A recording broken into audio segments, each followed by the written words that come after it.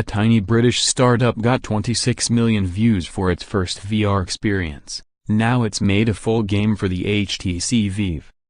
Virtual reality is still a niche hobby, but a small British startup is one of the first movers in building games for the emerging medium.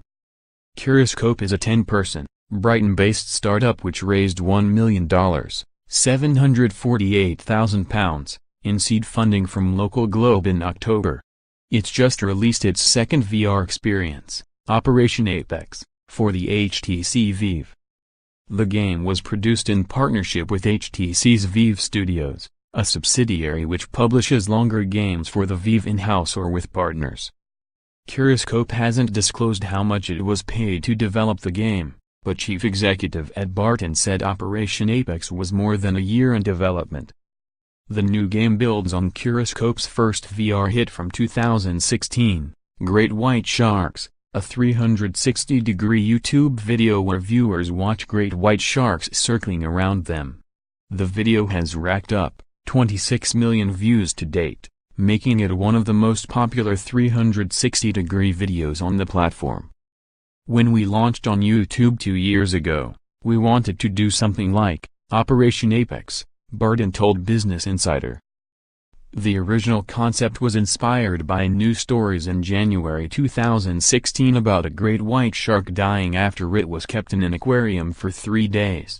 We were like, why not teach people about the wonders of the ocean without capturing a great white shark and killing it? Said Barton.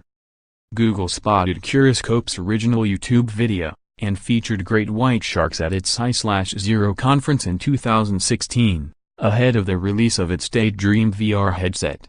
That publicity helped put Curiscope on HTC's radar, leading to the longer Operation Apex. The new game costs £15.49 from the Steam Store or HTC's equivalent Vive port, and will be available on the Oculus Rift in 2018. Unlike its predecessor, Operation Apex is an interactive game that requires using the Vive's controllers. Players take a deep dive into the ocean as part of a research rig, in search for great white sharks. As with all of Curiscope's products, there's an educational twist. In this case, the game was produced with research in conservation organization Oceans Research. Barton said the aim was not to be preachy but to teach people about conservation and the environment in an entertaining way. All in all, he said, the game should take about 2 hours to complete. The future of VR is still uncertain.